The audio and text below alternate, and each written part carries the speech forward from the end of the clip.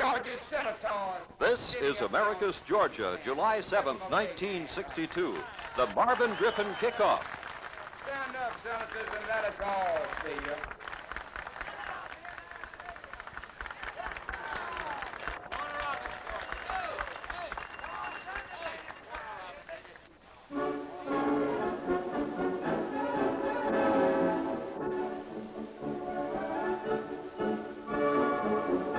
This is the opening day of the Marvin Griffin campaign for the governorship. Thousands of Georgia supporters converge on the southwest Georgia city.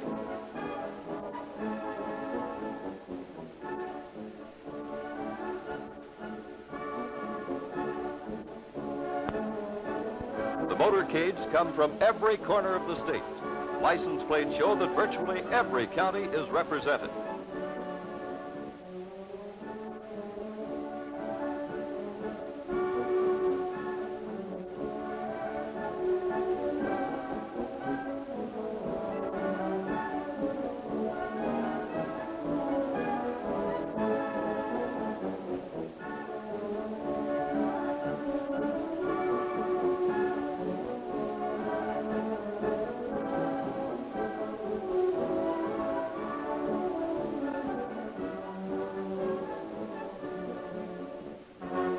One motorcade includes more than 500 cars. It is 25 miles in length and is no doubt the longest motorcade in Georgia history.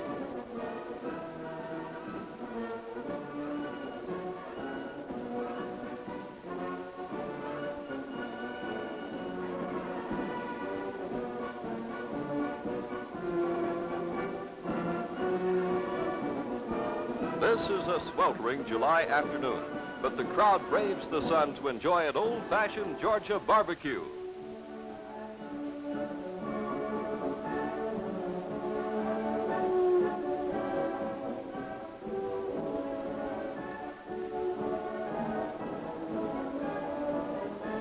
£8,100 of barbecue have been prepared, the most in anybody's memory.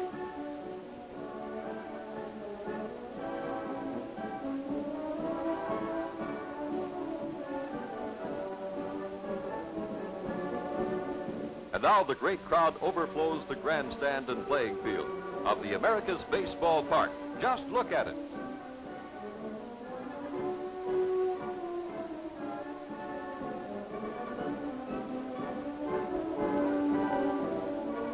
This might not be the biggest political rally in Georgia history, but surely it must come close to it.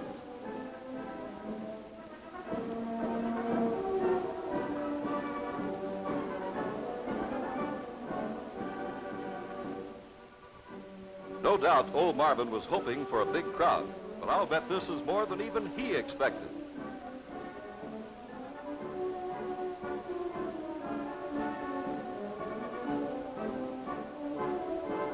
At 4 o'clock in the afternoon, to cheering and applause, Marvin Griffin begins, as he himself would say, to shell down the cord.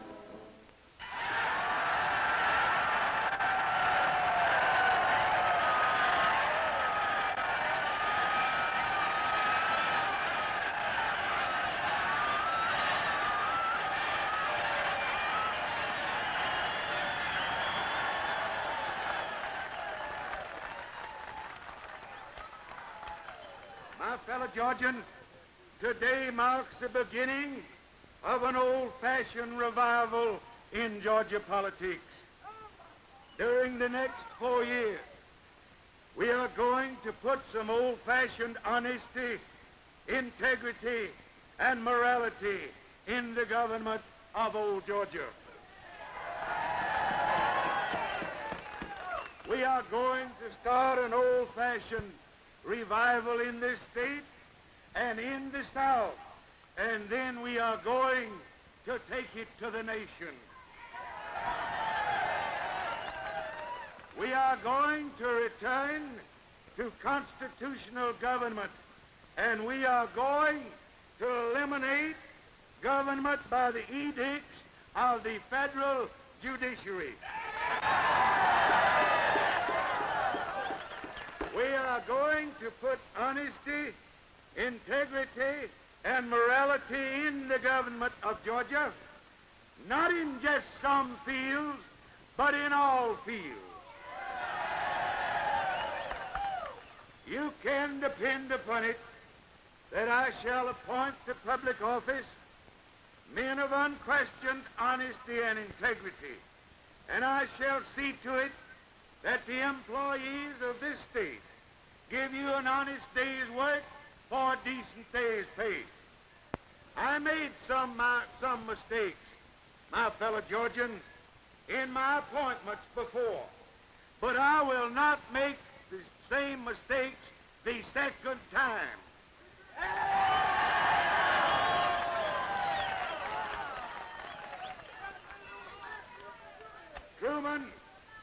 Truman had his Harry Vaughan, Eisenhower had his Sherman Adams and Goldfine, Kennedy has his Billy Saul Estes, and I had some of them myself.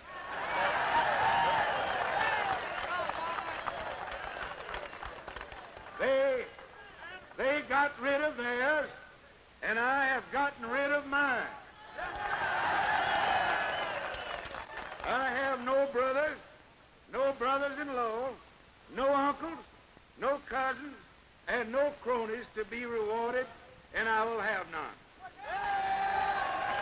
Now, we are going to keep Georgia decent, I promise you.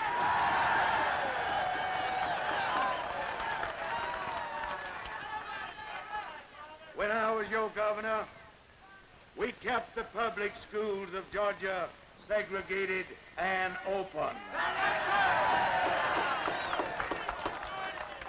Unfortunately, there are some elements of our citizenry who subscribe to and spread the iniquitous and false philosophy that Georgia cannot properly develop her great resources and at the same time maintain and preserve our integrity and the Georgia way of life. Marvin Griffin, in 4 years, proved that it could be done, and it was done.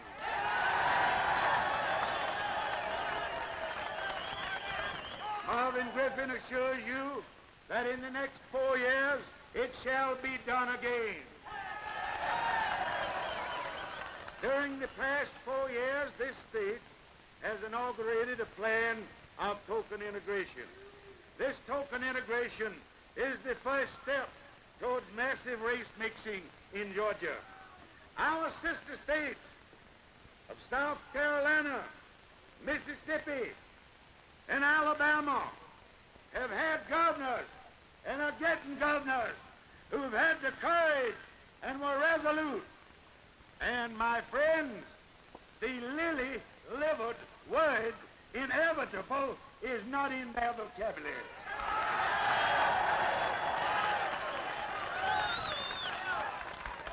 There is no integration in these states.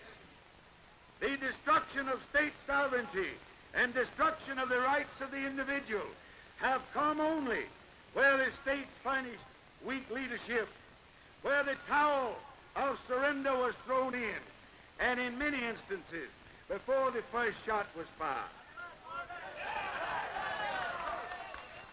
My friends, I will tolerate no acts of violence of any kind, but I shall establish a climate of acceptance in Georgia to preserve and to protect our great institutions, traditions, customs, and the Georgia way of life. It is time, Mr. Governor, it is time to take a phrase from you, to stand up and be counted in Georgia. It is time to stand up and be counted for Georgia.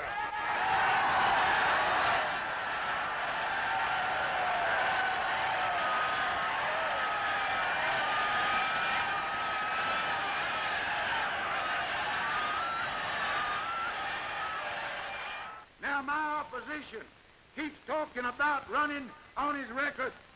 I will challenge him any day on his record, and any day on a record of accomplishment and solid achievement for the people of Georgia.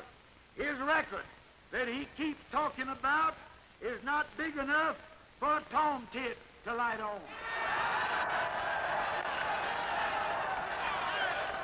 Now, my friend, my time is running out. I need your help. I am not the tool of special privilege. I am not being financed in this campaign by the richest banker in Georgia. The Atlanta newspapers carried story after story saying that Mills B. Lane was offering to guarantee any third candidate $500,000 to run against me. Now, look just a minute. The Atlanta newspapers carried a cartoon picturing Mills B. Lane, and you can see him strumming. This came from the Atlanta Constitution. Pull it off, boys, and let them have a look at it.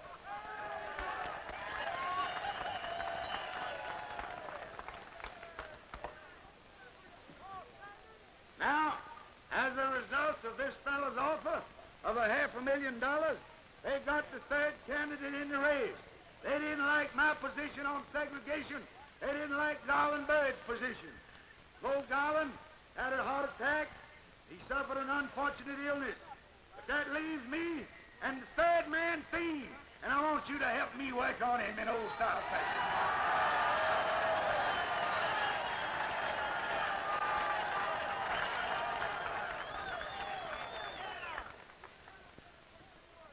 He says, my opponent, that Mills B. Lane isn't backing him, but take a look at that cartoon. He is not telling you the truth. He is not telling you the truth. There's an old truth.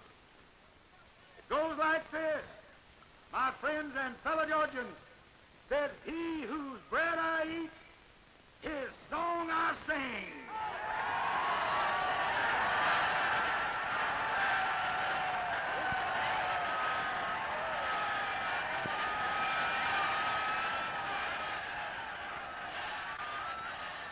Now, is the governorship of Georgia for sale? Is the governorship of Georgia for sale to the Ohio-owned Atlanta Integrationist Press? Is the governorship of Georgia for sale to the Atlanta political machine of Ivan Allen, Ralph McGill, and Martin Luther King? Is the governorship of Georgia for sale to the NAACP?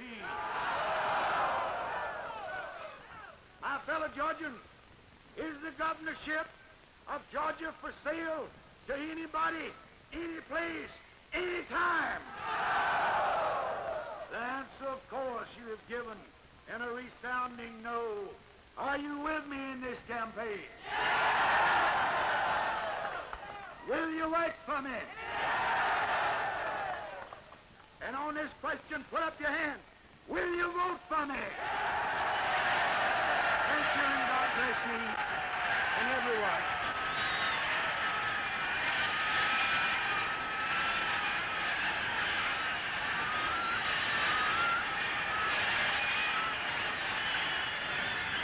And so Marvin Griffin, one of the greatest campaigners in Georgia political history, is off and running. This has been a television presentation of the Marvin Griffin Kickoff, the opening rally in the Griffin for Governor campaign.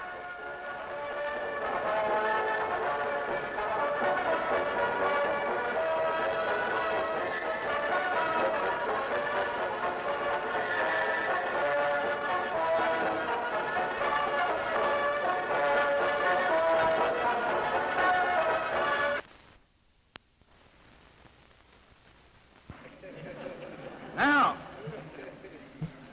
let's get at the truth of this thing. Do rural roads cost more than county contract roads? Now, this is one of the gross untruths that the Atlanta newspapers and other politicians have been peddling to deceive the people of Georgia. Yes, these bleeding hearts have been busy.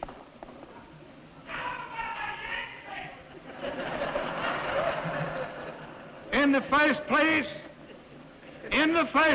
I want to point out to the members of this committee that rural roads are built to the same specifications as federal aid secondary roads.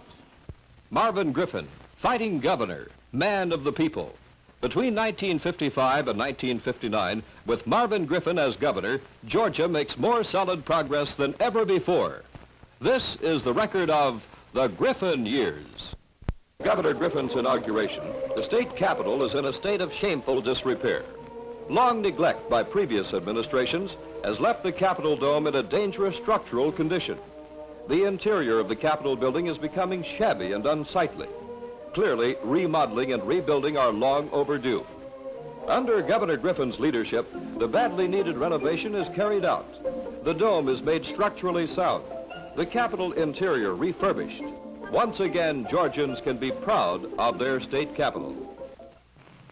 Members of the House of Representatives have always been a handsome group of men, and now you have a very attractive House chamber to go along with that accomplishment. I want to compliment the members of the committee entrusted with the responsibility of improving and protecting the state capitol. You have done an excellent job. But this is only one of many building projects. During the Griffin years, a new state health department building is erected on Capitol Square. Elsewhere in Atlanta, a new state patrol building is dedicated. Beautiful and spacious new buildings are a significant contribution to the efficiency of state government operations.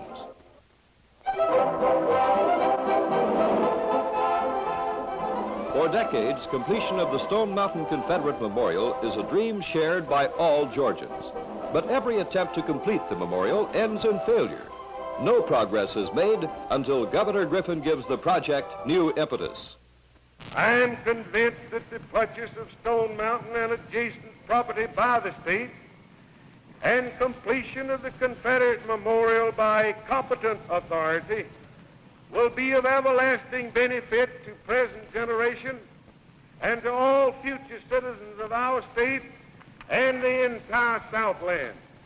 I recommend that this General Assembly authorize and direct that the Stone Mountain property be purchased according to the laws of Georgia immediately by the state for public use, and that if necessary, the right of eminent domain be exercised unless complete.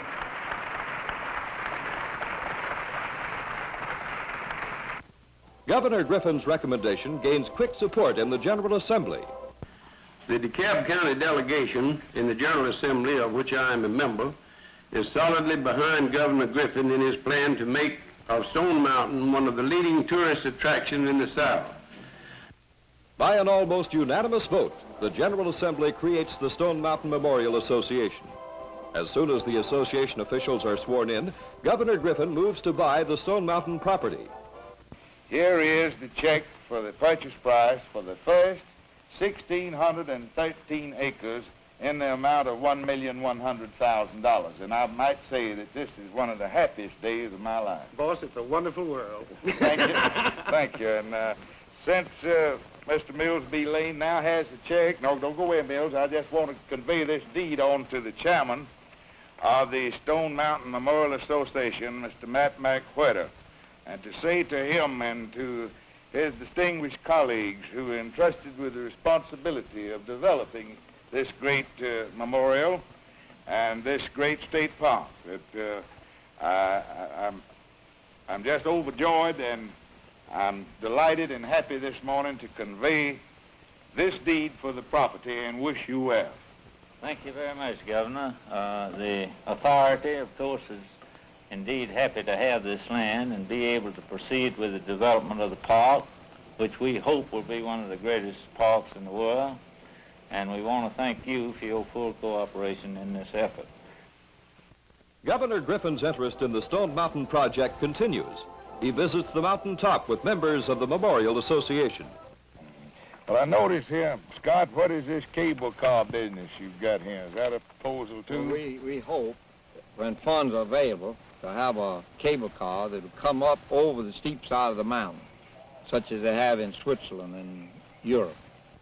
And so, after 30 years of disappointment, the dream of completing the Stone Mountain Confederate Memorial is at long last about to come true. Where so many others have failed, Governor Marvin Griffin succeeds.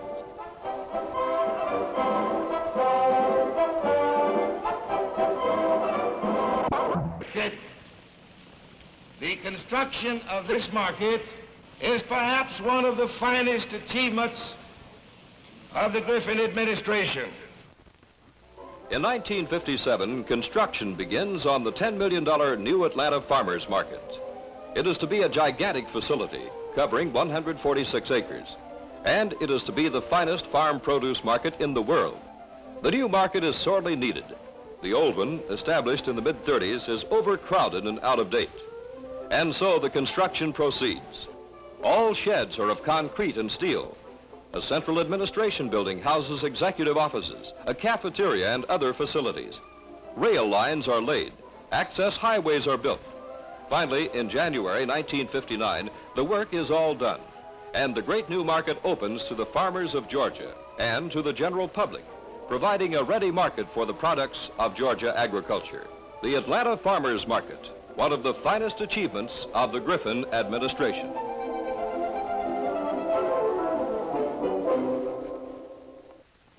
Most of you are familiar with the heartbreaking conditions which existed for so many years at the school for the mentally retarded children at Gracewood. Crowded conditions, lack of proper facilities, and an inadequate staff made it impossible to care for properly the children admitted to this institution. Hundreds of others were denied admission.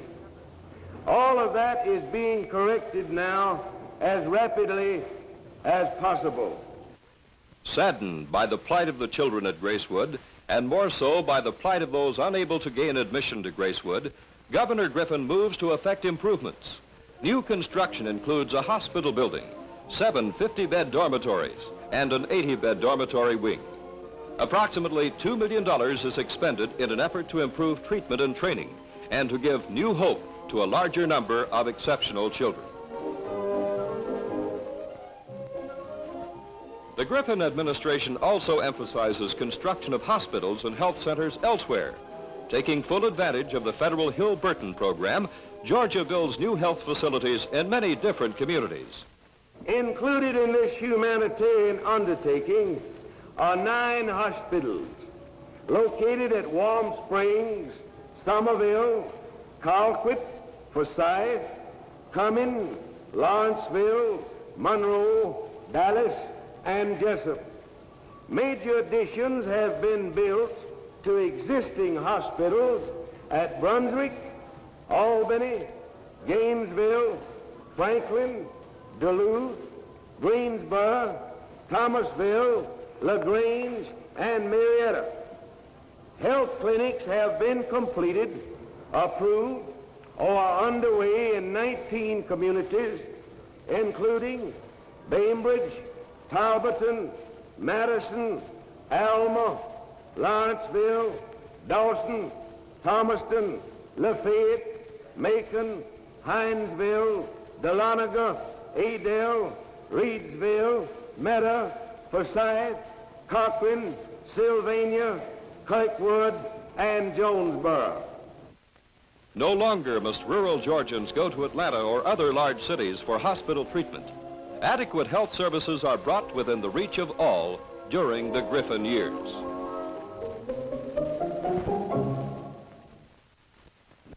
Thank you for permitting me to come into your homes. You have just seen a documentation of a program of progress in all fields of endeavor in Georgia during the 4 years I served as your governor.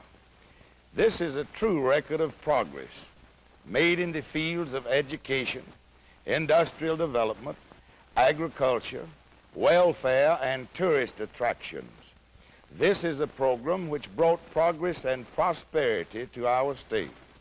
This is what I did for you during that 4-year period. When I am your governor, I shall continue to give you progressive government during the next 4 years. This is a program the Atlanta newspapers failed to publish. The issues in the present gubernatorial campaign are clear-cut, and we in Georgia today are at the crossroads. I am opposed in this race for governor by a candidate who is financed by a mammoth banking chain and the Atlanta political machine.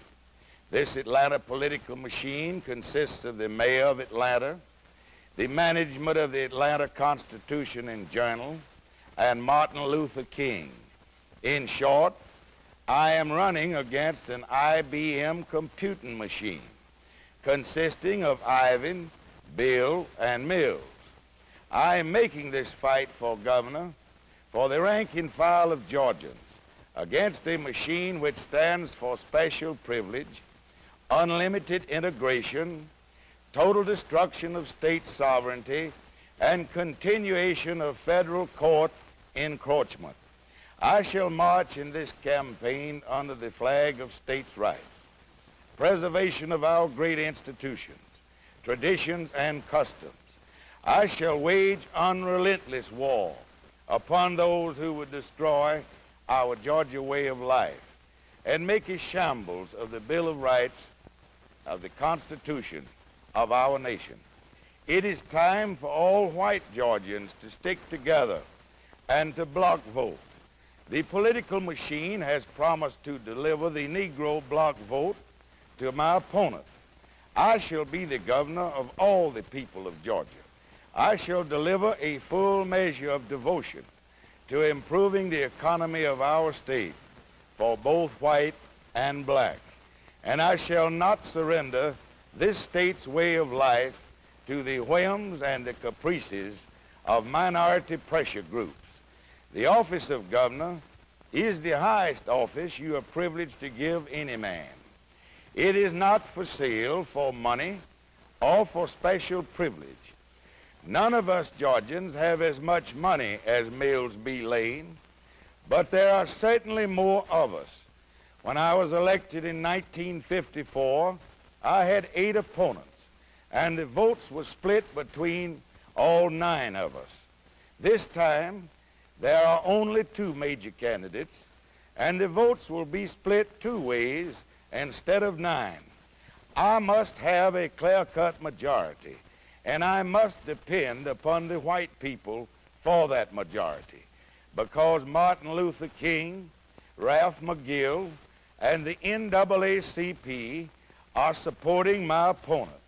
I hope that the white people who supported Tom Linder, Fred Hand, M.E. Thompson, and all the others in 1954 will support me this summer.